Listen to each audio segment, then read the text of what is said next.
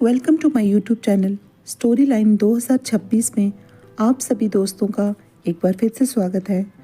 तो दोस्तों, मैं फिर एक बार आ गई हूँ एक नई कहानी के साथ। हमारी कहानी का नाम है बुरी सुतेली माँ। तो ये कहानी दोस्तों दिल को छू लेने वाली कहानी है। तो आइए शुरू करते हैं कहानी। अनाया सिर्फ 8 साल की थी जब उसकी माँ इस दुनिया से चली गई। उस दिन से उसका बचपन जैसे कहीं खो गया।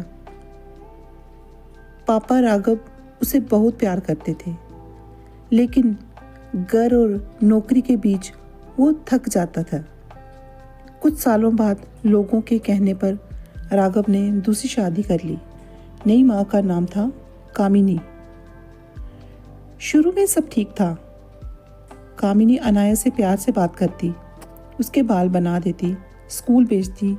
लेकिन जैसे जैसे वक्त बीतता गया उसका असली रूप सामने आने लगा। कामिनी तो अनाया बिल्कुल पसंद नहीं थी। उसे लगता था कि अनाया राघव के प्यार का हिस्सा छीन रही है। धीरे धीरे उसने अनाया पर छोटी छोटी बातों पर चिल्लाना शुरू कर दिया। तुम्हारी वजह से मेरा जीना मुश्किल हो गया है, काश तुम यहाँ ना होती। अनाया चुपचाप सब सुनती रहती। पापा के सामने कामिनी बिल्कुल बदल जाती, प्यारी, समझदार और मासूम। राघव को कुछ समझ नहीं आता था। जब भी अनाया कुछ कहने की कोशिश करती, कामिनी उसे डरा देती।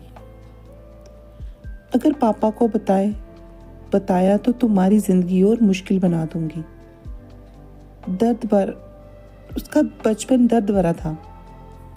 अनाया सुबह जल्दी उठकर घर का काम करती, बर्तन, झाड़ू, पोछा, कपड़े। स्कूल जाती तो थकी हुई होती।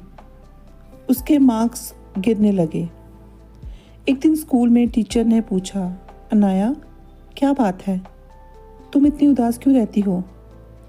अनाया की आंखों में आंसू आ गए, लेकिन उसने सिर्फ इतना कहा, कुछ नहीं मैम। घर आकर कामिनी ने उसे बिना वजह डांट दिया, क्योंकि चाय थोड़ी ठंडी हो गई थी। उस रात अनाया चुपके से अपनी माँ की तस्वीर लेकर रोती रही। एक दिन राघव को काम से बाहर जाना पड़ा। कामिनी और भी ज़्यादा कठोर हो गई। उसने अनाया को खाना देना भी कम कर दिया। एक शाम अनाया भूख से बेहोश हो गई। पड़ोस में रहती थी शालिनी आंटी। उन्होंने देखा कि अनाया ज़मीन पर पड़ी है। शालिनी आंटी ने तुरंत उसे हॉस्पिटल पहुंचाया। जब राघव को पता चला, वो ढूंढते हुए वापस आया। बच्ची को प्रॉपर खाना और देखभाल नहीं मिल रही। राघव का पैरों तले ज़मीन खिसक गई। राघव ने जब अनाया से प्यार से पूछा तो सालों का दर्द उसकी आंखों से बह गया। उसने सब सच बता दिया। राघव ने घर आकर कामिनी से सवाल किए। पहले तो कामिनी झूठ बोलती रही, लेकिन जब पड़ोसियों ने भी सच बताया तो उसका सच सामने आ गया। राघव ने उस दिन फैसला लिया, जो इंसान मेरी बेटी को दर्द दे उसके लिए मेरे घर में कोई जगह नहीं। कामिनी को घर छोड़ना पड़ा। राघव ने अनाया से माफ़ी मांगी। मुझे माफ़ कर दो बेटा, मैं तुम्हारी दर्द नहीं समझ पाया। अनाया ने पापा को गले लगा लिया। धीरे धीरे घर में फिर से खुशियाँ लौटने लगी। अनाया ने मेहनत की, पढ़ाई में ध्यान दिया और एक दिन वो अपने स्कूल की टॉपर बनी। राघव हर रोज उसे स्कूल छोड़ने जाता। घर में अब सिर्फ प्यार और सुकून था। तो दोस्तों, इस कहानी से हमें क्या संदेश मिलता है?